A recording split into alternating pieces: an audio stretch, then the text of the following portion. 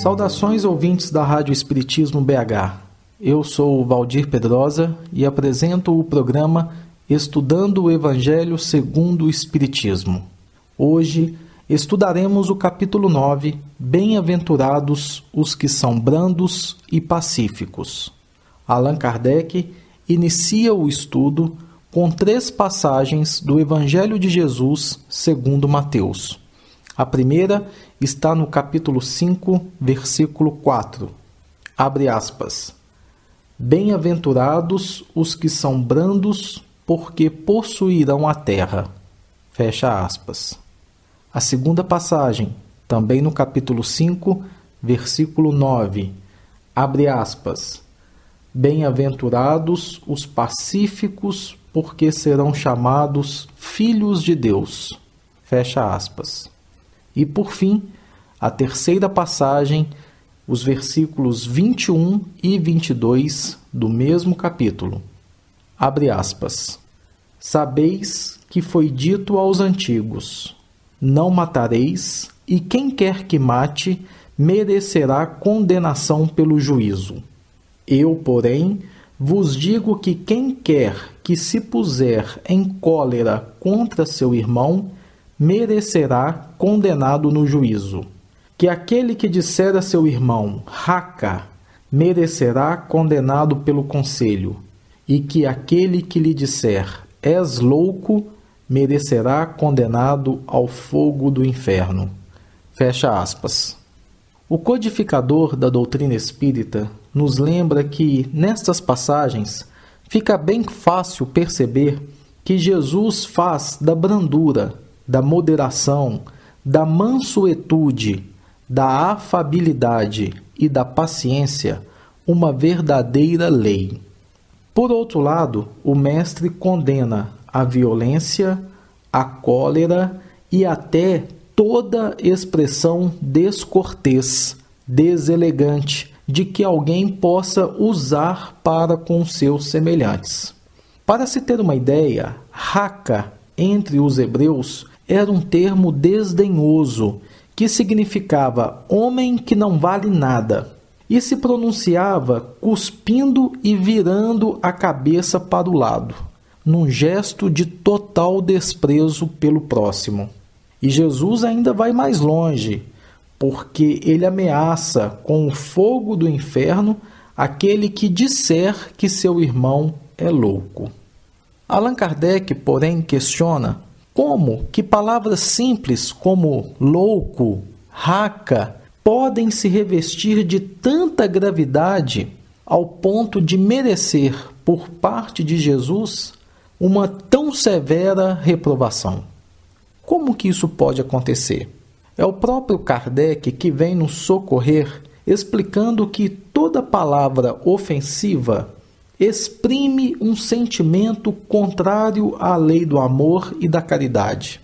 Lei esta que deve presidir às relações entre os homens e manter entre eles a concórdia e a união. Palavras como estas constituem golpes desferidos na benevolência recíproca e na fraternidade mútua, e, de certa forma, acaba estimulando o ódio e a animosidade entre os homens. Salienta também o codificador que, depois da humildade para com Deus, a caridade para com o próximo é a primeira lei que todo cristão deve observar e praticar. Assim percebemos que o problema não está na palavra em si, mas sim no sentimento que permeia esta palavra, ou ainda, se assim o quisermos entender, nas vibrações, nas energias de que estas palavras são portadoras. Allan Kardec ainda nos deixa um outro questionamento. O que Jesus queria de fato dizer com estas palavras? Bem-aventurados os que são brandos, porque possuirão a terra. Uma vez que ele mesmo, o próprio Jesus, recomendou aos homens que renunciassem aos bens deste mundo e prometeu a eles os bens do céu. O que ele queria dizer com isso? É importante nos lembrarmos que, enquanto o homem aguarda esses bens do céu, prometidos por Jesus àqueles que observarem, que praticarem os seus ensinamentos, o homem tem necessidade dos bens da terra para que aqui ele possa viver. Nós precisamos dos bens materiais para vivermos aqui na terra. Isso é fato. O que Jesus nos recomenda com este ensinamento é que nós não devemos dar mais importância aos bens da terra do que aos bens espirituais. Os bens terrenos são meios para atingirmos, para conquistarmos os verdadeiros bens, que são os espirituais, aqueles que a traça e a ferrugem não consomem e que os ladrões não roubam.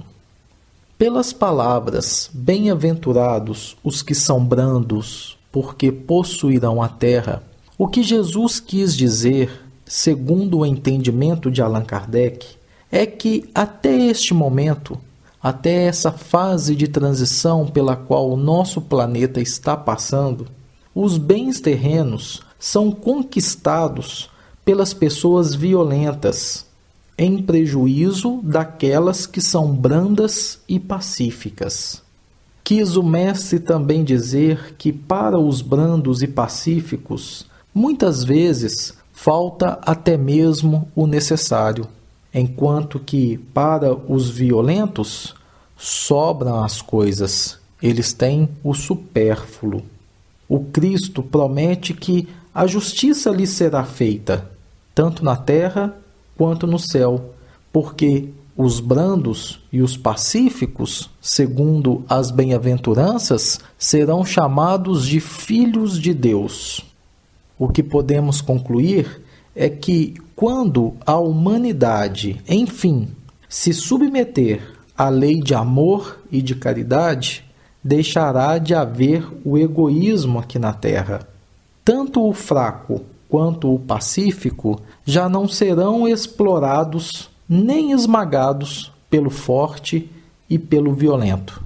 Esta será a condição da Terra quando, de acordo com a lei do progresso e também de acordo com a promessa feita por Jesus, o nosso planeta houver se tornado um mundo ditoso, e neste mundo não haverá mais os maus. Estes irmãos serão aos poucos migrados para planetas em fases evolutivas condizentes com a sua própria natureza.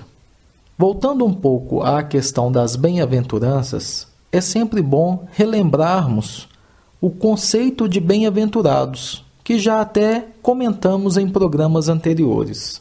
Quem são os bem-aventurados? Os bem-aventurados são aquelas criaturas felizes, venturosas, afortunadas na visão de Jesus.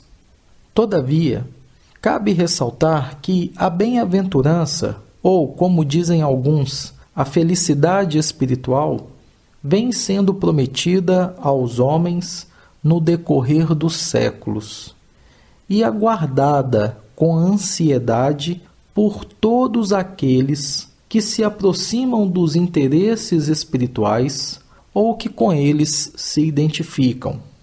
Entretanto, em função da nossa pouca evolução espiritual, não temos ainda uma perfeita noção de como conquistar a bem-aventurança ou essa felicidade espiritual que muitos esperam.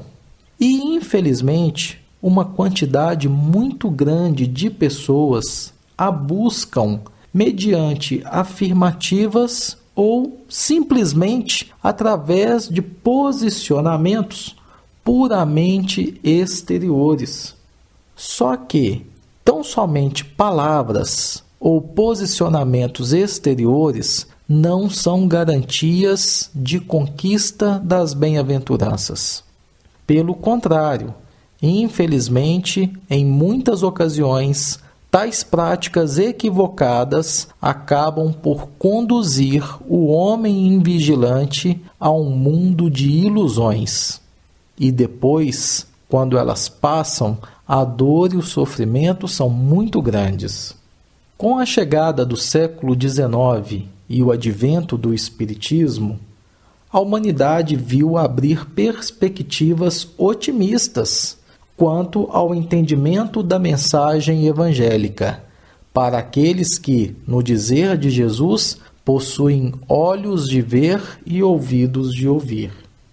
O Espiritismo nos aponta que qualquer conquista no terreno espiritual é sempre resultado do trabalho perseverante, com base firme na disposição de nos reeducarmos.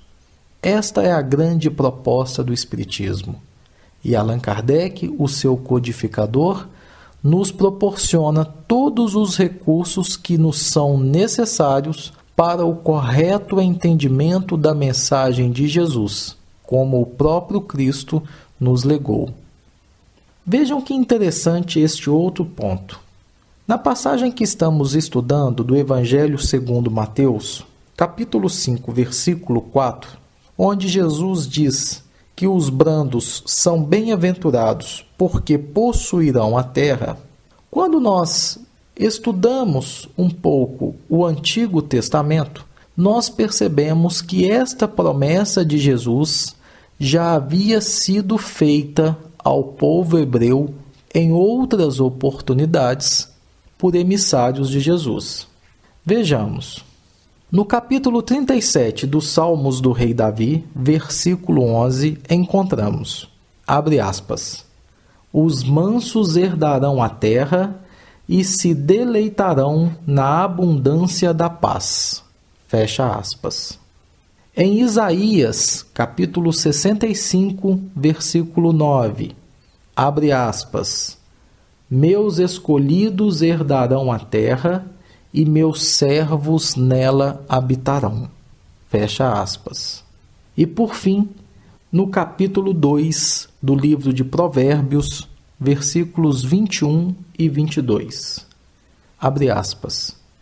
Porque os homens retos habitarão a terra e os íntegros nela permanecerão, mas os ímpios serão suprimidos da terra e os pérfidos dela serão arrancados. Fecha aspas. Meus amigos, no Evangelho, quando se fala em terra, podemos entender em dois sentidos. Primeiramente, no sentido interior, terra significa o nosso mundo íntimo, o nosso campo de trabalho interior, o nosso coração, a nossa mente, ou, se o quisermos, o nosso espírito.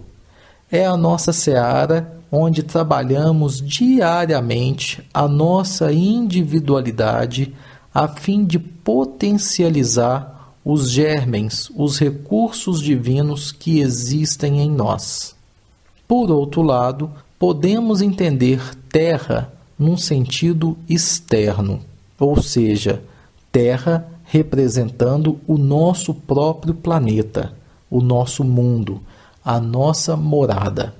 Neste sentido, podemos também visualizar, de acordo com a mensagem de Jesus, que já estamos vivenciando uma fase onde aqueles espíritos violentos, coléricos, não terão condições de reencarnar em nosso planeta quando atingirmos o estágio de mundo de regeneração.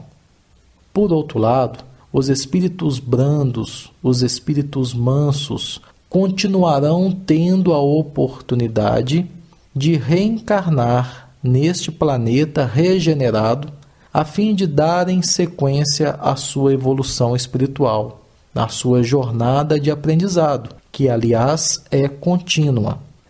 Neste contexto, fica mais nítida a imagem de nosso planeta como uma abençoada escola, onde os espíritos que vão aproveitando as oportunidades e vão passando de etapas são promovidos a cada reencarnação a uma situação um pouco melhor. É como o aluno que vai passando de série.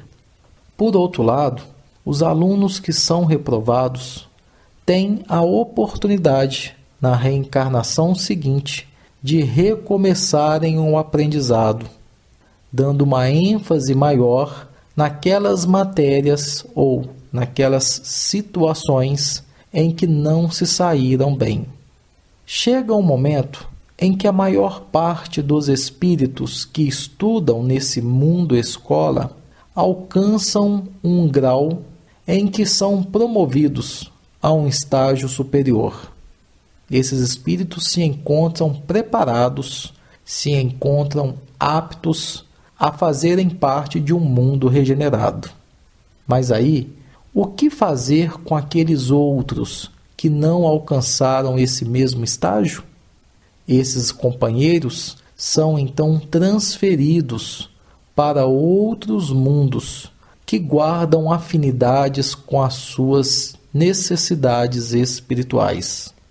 Estes espíritos terão nestes mundos a oportunidade de resgatarem as suas faltas, de repararem as suas condutas, de corrigirem os seus vícios, as suas imperfeições e mazelas, e ainda assim auxiliar aqueles irmãos que já vêm tendo as suas experiências reencarnatórias naqueles planetas.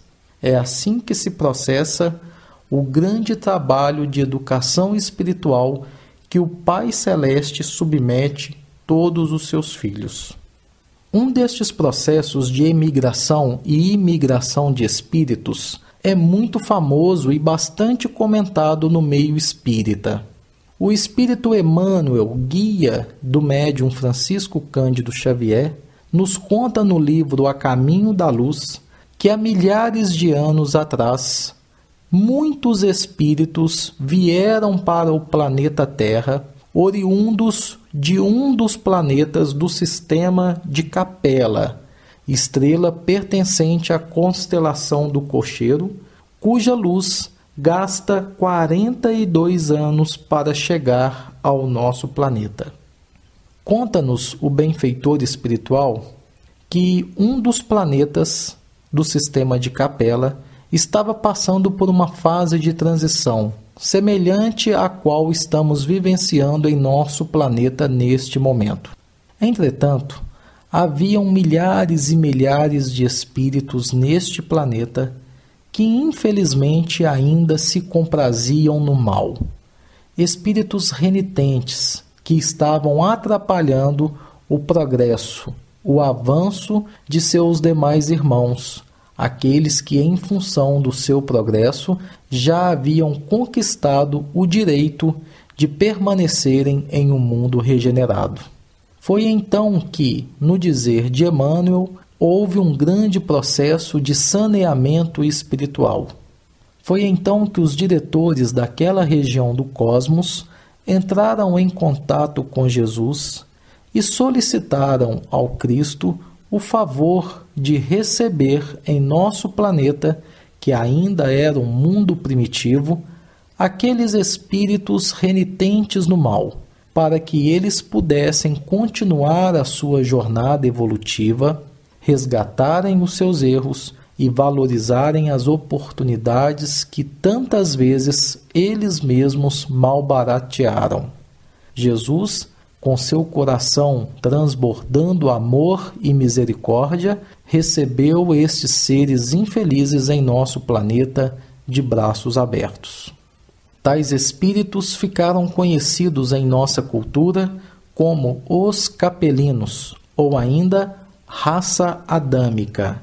Eles promoveram o progresso da humanidade em diversas áreas, nas ciências, nas artes, na religião, na filosofia e em tantos outros ramos do conhecimento humano. Foram também os responsáveis pelo nascimento dos ascendentes das raças brancas, uma vez que as raças amarelas e negras já existiam em nosso orbe. Enquanto estavam exilados em nosso planeta, estes irmãos guardavam vagas lembranças de sua situação pregressa. É aí que encontramos as referências ao paraíso perdido, à terra prometida e à doutrina dos anjos decaídos. Adão e Eva representam o degredo dessa colônia de espíritos capelinos. Com o passar dos anos, à medida que estes espíritos foram reencarnando em nosso planeta, reuniram-se em 4 grandes grupos que se fixaram depois nos povos antigos, obedecendo às afinidades sentimentais e linguísticas que se associavam na constelação do cocheiro. Eles formaram o grupo dos Árias, a civilização do Egito, as castas da Índia e o povo de Israel. Aos nossos irmãos que desejarem maiores informações sobre o assunto, sugerimos a leitura e o estudo do livro A Caminho da Luz, de Emmanuel, psicografado por Francisco Cândido Xavier.